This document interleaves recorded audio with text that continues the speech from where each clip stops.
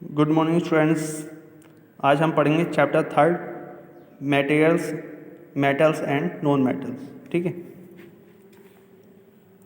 We already know that all metals are made up of only a few basis units called elements, and elements consist of only one kind of atoms and cannot be broken down into simpler substances by chemical and physical method. There are about 114 known elements till date: hydrogen, carbon, nitrogen, oxygen, sodium, magnesium, aluminum, phosphorus, sulfur, zinc, silver, gold, mercury, and chlorine are some of the commonly known elements.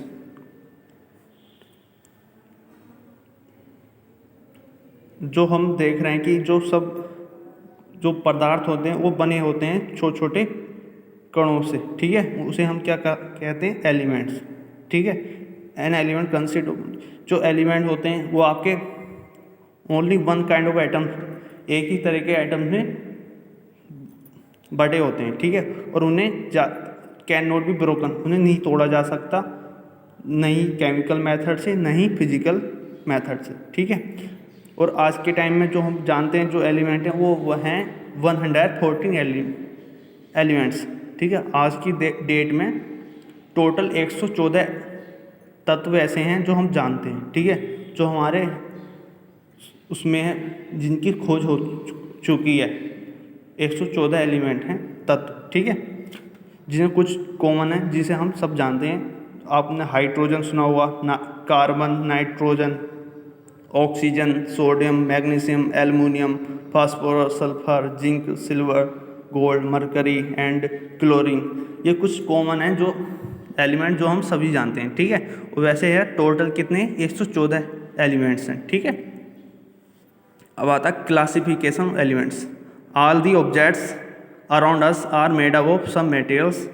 Different materials have different property depending upon the appearance, hardness, lustre and few other properties. Material can be classified into metals and non-metals. There are some elements which exhibit the property of both metals and non-metals. They are metalloids. Okay. कि जो आपके सभी object हैं जो बने होते हैं उसके तत्व से बने होते हैं। ये सभी जो ऑब्जेक्ट हम देख रहे हैं ये आप मार्क कर रहे हैं। ठीक है। कोई भी आप अपने आसपास देखोगे वो सब किससे बने होते हैं? मटेरियल से, तत्व से। ठीक है। जो आपके अलग अलग टाइप का जो मटेरियल होता है वो डिफरेंट प्रॉपर्टी रखता है। ठीक है। डिपेंड अपॉन करता है उसके आकार पर, उसकी हार्डनेस पर और उसकी लक्सर, चमक पर, और फ्यू अदर प्रॉपर्टी होती हैं। ठीक है। जो मटेरियल होता है कैन बी क्लासिफाइड होता है into metal and non metal. जो आपके मटेरियल्स होते हैं वो जो क्लासिफाइड हैं वो मेटल्स और नॉन मेटल्स में। ठीक है। और जो दोनों प्रॉपर्टी शो करता है मेटल नॉन मेटल की, तो उसे हम क्या कहते हैं? मेटेलॉइड्स। ठीक है। अब पढ़ते हैं हम metals. Metals are generally shiny, malleable and hard. They are also good conductor of electricity. Example of metal are gold, silver, iron, copper, uranium and zinc. Some metal exhibit expansional property. For example, mercury is a liquid and sodium is a solid with low density. Mercury is in fact the only metal that is not a solid. ठीक है। देखो कि आपका जो metals होते हैं ना, ये गुड कंडक्टर होते हैं इलेक्ट्रिसिटी। ठीक है। जो आपको देखा होगा अपने जो तार खींच रहे हैं ये क्या होता है? मेटल। ठीक है। इसी तरह इसमें की इलेक्ट्रिक ईजिली फ्लो हो जाती है। ठीक है।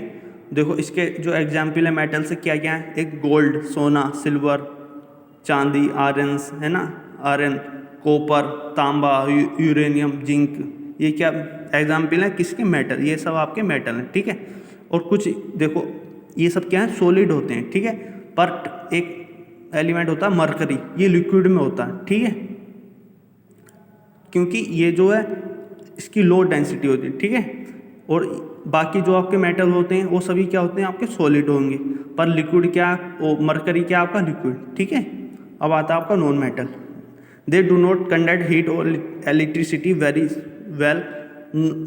Non metals are typically brittle and are not easily molded into shapes. Example of non-metals elements are oxygen, hydrogen, sulfur, nitrogen, carbon, bromine. These metals are not hard and shiny.